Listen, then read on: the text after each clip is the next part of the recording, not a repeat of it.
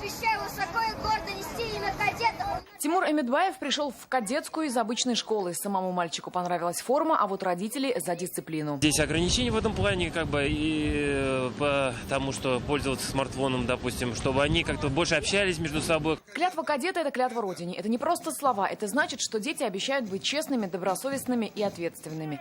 Сегодня в этой школе более 80 новых учеников, 50 пятиклашек. Остальные пришли в старшие классы. Главная задача кадетского движения – это воспитывать настоящих патриотов нашей великой России, нашего прекрасного Татарстана,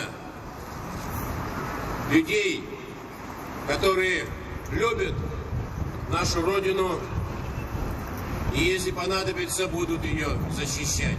Показательное выступление. Юные кадеты уже демонстрируют свою подготовку. Причем не только военную. Бальные танцы также в учебной программе. А еще здесь, помимо углубленной физики и математики, изучают несколько иностранных языков.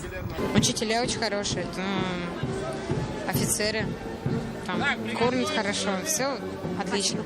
Школа носит имя Героя Советского Союза Бориса Кузнецова. Ветеран пришел поздравить. Счастье в тем, что сегодняшний день я вижу прекрасную нашу молодежь.